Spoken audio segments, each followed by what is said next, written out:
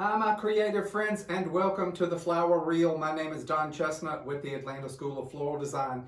In this episode we'll talk about peonies, lots about peonies and some wonderful ways to use them, how to use them in bridal work, tips on making them cost effective, how to open them or encourage them to, because we know they don't always like to, and also how to accent with some wonderful silk ribbon, a rather different treatment with that.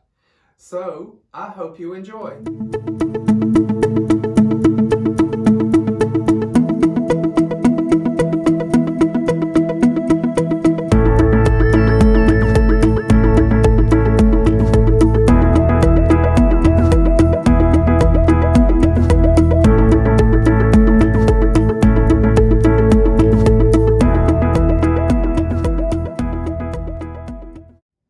It's peony season in the South, so it was obviously time to do a peony episode.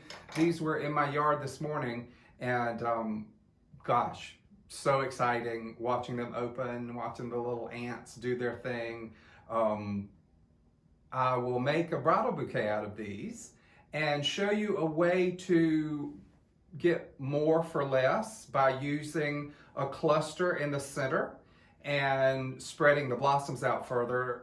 Comes in really handy if you don't have a big budget and can't do just dozens of peonies in a giant cluster. So let's get right to that. I have made a cluster of dried hydrangea, and they're light as a feather. You'll find this is a super cool thing to do for bridal work, and also a good alternative to use hydrangea in a hot summer where fresh hydrangea just don't stand up to the heat. But the dried hydrangea is so in vogue and wonderful to mix fresh and dried.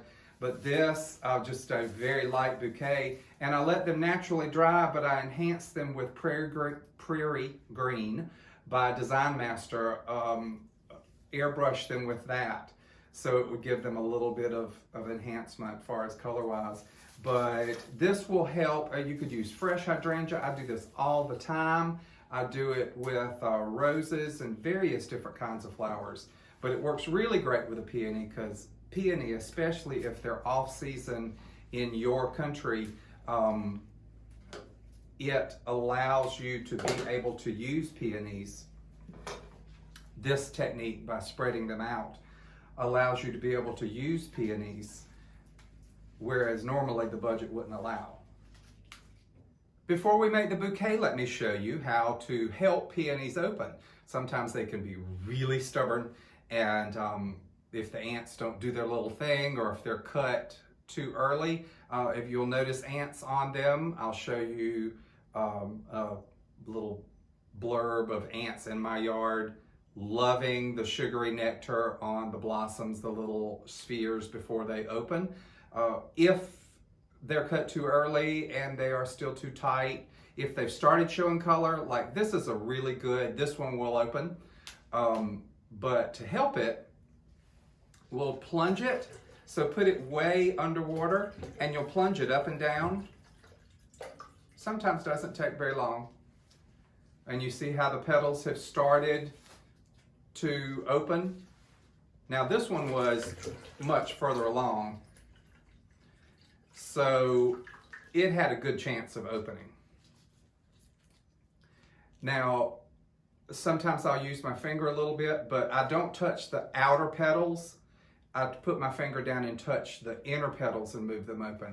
And you see, by this evening or tomorrow, that peony will be open.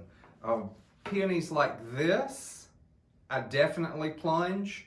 Peonies like this, you have to wait for them to be open a little further before you plunge them up and down. They have to be showing a little bit more color. But like that, if you plunged it right now, it would probably be open in 2 or 3 days. But I like to, in my bouquet, have, often, depending on the look you're going for, have buds and medium open and full open blossoms and even vintage blossoms. So that's a really great tip though. So again, if you just do it on the surface, that helps to more delicately pound it open. If you put it underneath, kind of low and plunge up and down. That really will help it open without having to touch the petals a whole lot. So to make our bridal bouquet, again, we'll start with some sort of cluster, a simple cluster. I usually, instead of making it a ball, like a half a basketball, I make it more of a low mushroom. It spreads the flowers out and takes fewer flowers and makes the bouquet less heavy. The mushroom shape does. So I'll look at my blossoms. I've stripped most or all of the foliage off, depending on the look you want, ahead of time. And most of the time I will put the largest blossoms in the center of the bouquet. Now this is one of the vintaged, or the one I left on the bush a really long time, so you might expect a couple of petals to fall. Also, I will put towards the center in a traditional look, or a more harmonious look, the stronger colors in the center, so larger blossoms and stronger colors. But notice how having the hydrangea spreads the peonies out. I'll let a couple of the blossoms show in between, but you can or not, completely up to you. So I'll turn the bouquet, and I won't overlap blossoms. I will just let each of them have their own space. So you see how you can leave it at this point. The drieds will shed a little bit while you're making the arrangement, but afterwards they don't shed a whole lot. It really won't be touched a whole lot. I would definitely shake it really well. Now this was just to show you the concept. I'm not gonna fully continue the bouquet. Oh, told you these were in the yard, little bug. So I will, but that gives you an idea. You could continue doing the whole entire bouquet and have a giant, wonderful cluster of peonies, and it would not take as many as it normally would if you do just solid peonies with no space in between them. You could also use, like if you wanted to use a pink hydrangea with the pink peonies, it would make it look like a solid peony bouquet, and it would cut the price down by half at least. Totally depends on, again, the look you want, but that area gives you an idea of the concept of using a cluster of some sort of fluffy flower as a base. You could use a huge cluster of baby's breath, fresh hydrangea, dried hydrangea. There's just lots of things that you could use. I hope you're enjoying this episode. Please remember to like, share, and subscribe. And if you love it, hit the bell. As a variation on the theme, I'll do a small version, well actually a pretty normal size version of a bridal bouquet, or bridesmaids, depending on what's going on.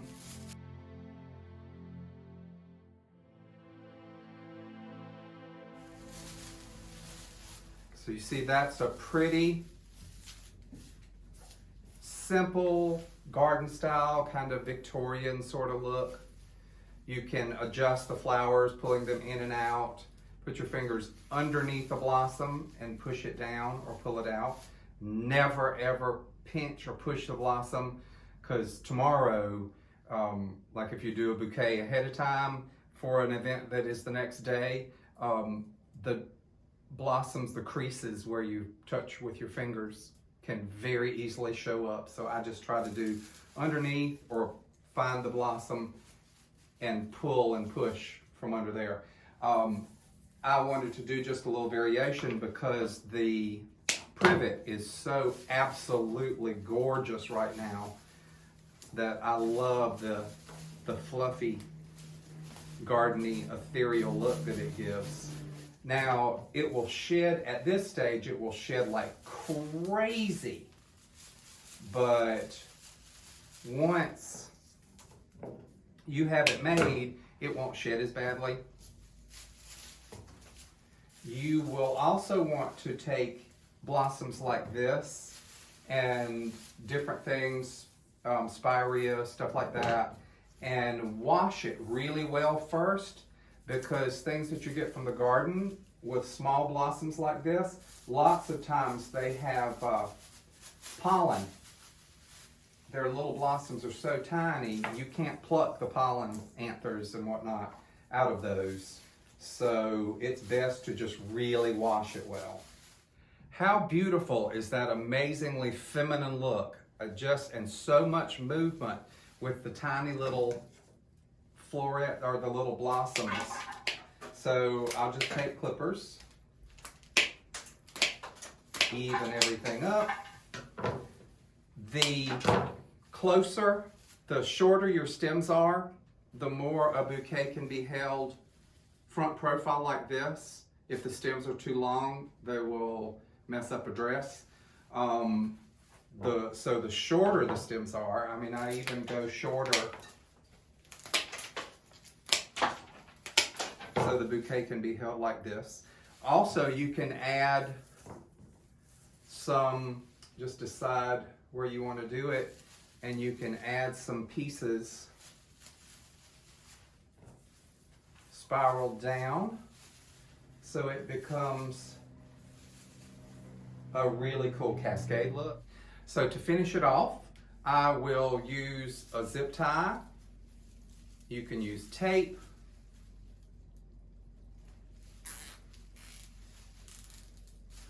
Whatever you prefer. So just notice how even this part has no stem showing, just beautiful blossoms, because it is all these small blossoms I pulled right down to my hand. Not that I didn't have them coming out here, but it gives a beautiful finished look to the back, because you know the photographer will do all sorts of things in a style shoot. Certainly this is the same technique used when you're making a spiral hand-tied vase arrangement. Be perfect to use in a vase. Now for our DIY ribbon accent. This is some wonderful, wonderful silk ribbon by Silk and Willow, and it has a great hand to it, but I often like to add a little bit more character to it, and this is about 3 yards of ribbon, and I'll split it in half and make a sash bow between my thumb and forefinger.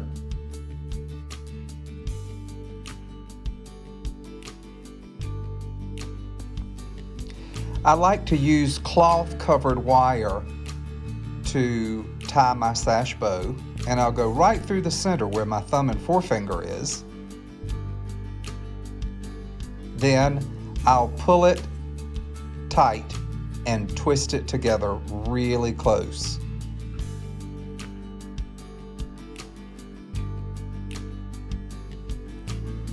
Notice I've covered my surface with a light plastic sheeting, because this Aleene's fabric stiffener is a glue type material.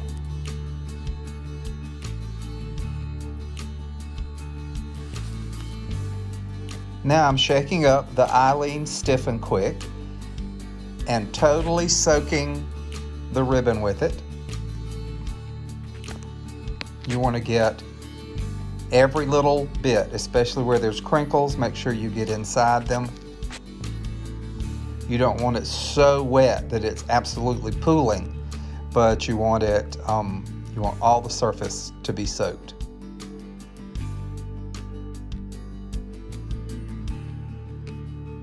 Now take paper towel, crumple it up, and put it inside the loops. This will give them a lot more dimension.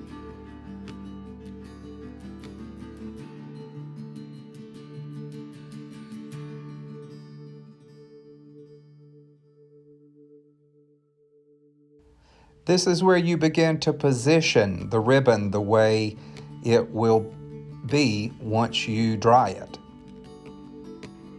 You'll do the streamers, position the loops, And remember, this is how it will be once it's dried. You can leave it for an hour to dry per the instructions. Of course, wanting instant gratification, I use a heat gun. I'll put a link to my favorite heat gun in the description. You have to be very careful, move it pretty quickly, and I don't get it too close to the ribbon or, of course, my hand. You might want to wear protective leather gloves. I have sprayed it again once it's dry, just to make it a little extra stiff. I've added also some more paper towel to give a little more motion. Once it's dried, I will then flip it over and I will dry the back, adding a little bit more spray into the center if you want to. It's not totally necessary, but you want to make sure the whole thing, even the wrinkles, are dried. And then you remove the tissue and you have your finished product. So you see, I've taken this wonderful Silk and Willow fabric ribbon, absolutely love it, and transformed it into something with really cool motion. And again, this is, to just so you get the name correct, it's Stiffen, S-T-I-F-F-E-N, Quik, Q-U-I-K. So it's Stiffen Quik by Allene, which I love Allene, as I've used them since I was a kid, which was just a few years ago, of course.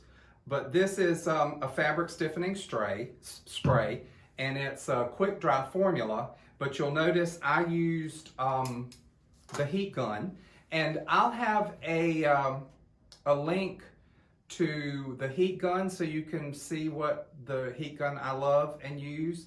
And I'll have a link as well to this Stiffen Quik. I will, however, use this with the bouquet I just made. Tuck that under there. So how cool is that? So that's a really pretty look. And then the wire that I used for it, I will just tie onto the bouquet. So I'll split it like that, tie that onto the bouquet, twist it together,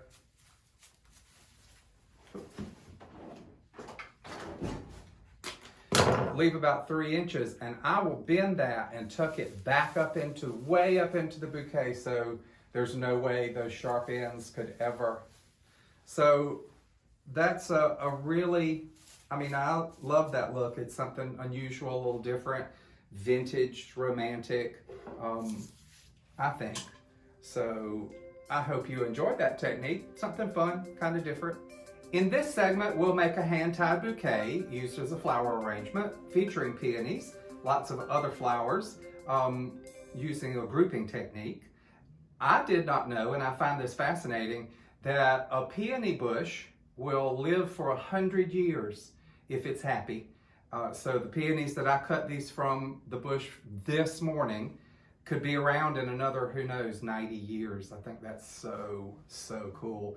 I'll be using, to accent the peonies, fresh cut rosemary, double ruffle tulips, some wonderful big garden roses and spray roses also from my yard, and pyracantha berries. So this will be a fun, just simple arrangement, but something quick. And again, I'll start with the biggest blossoms. Sorry, can't help it.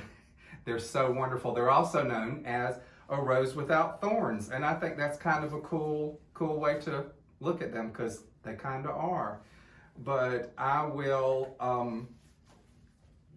do a kind of a open cluster, not something tight, but something with dimension.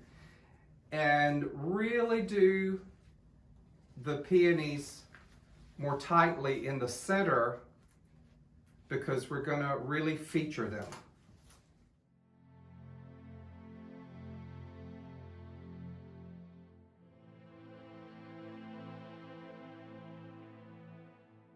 We'll do multiple clusters. So strip the stem, which I've done most of that to start with, but I'll place that in a cluster. And then I'll choose one of my other elements to put along with that. So what you want to do, you want to really strip any of the foliage that would go below the water level. Now tulips, when you're placing the tulips, know, and you have to know as a flower ranger or designer, you have to know that tulips grow the length of their head every day pretty much when they're cut from the plant. So even though these seem to be rather tight in the design, tomorrow they'll be out to here, the next day out to here. They also grow towards the light. So know that they will come up in the design.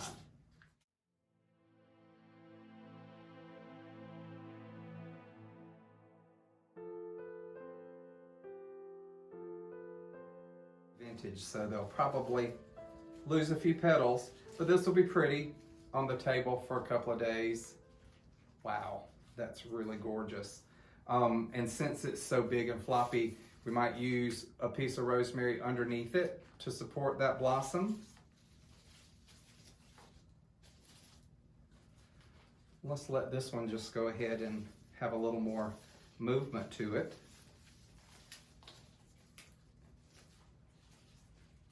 This one will nestle right there. I think we need a little bit more rosemary to support those, or they'll continue to flop. But see, let's let that one go down. Now you can loosen your hand. See, I'm holding it in a circle like this in my hand. I'm not tightly holding it or your hand will get really tired. I'm just holding it enough where the stems cross to be able to keep the bouquet together. Now you can take and loosen your hands and change the position of the flowers.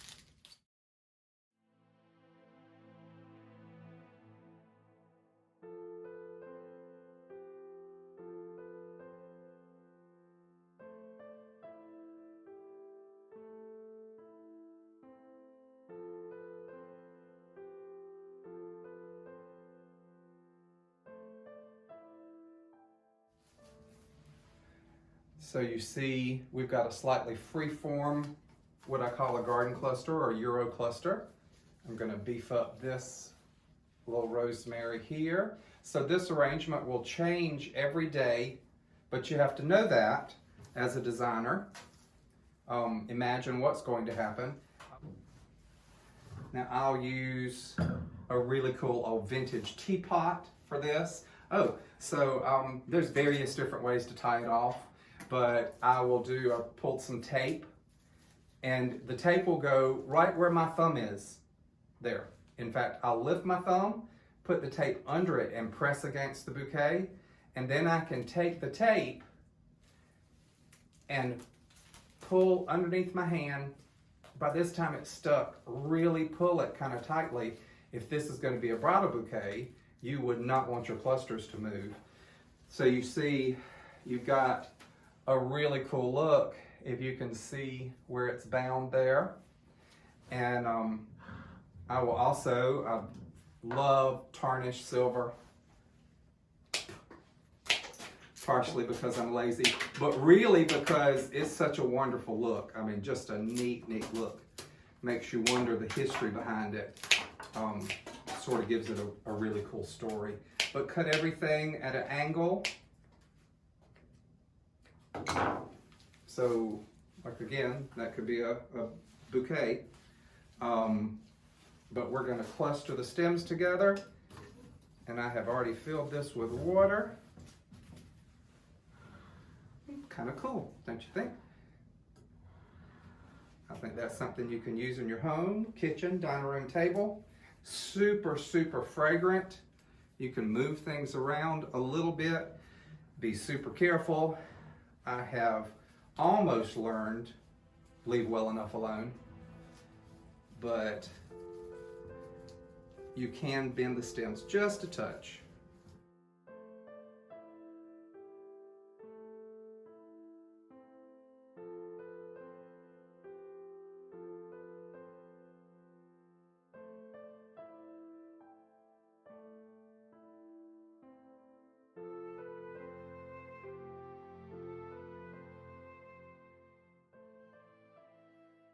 Thank you for watching the flower reel. I sincerely appreciate it. And if you enjoyed it, remember to like, share, and subscribe, and hit the bell.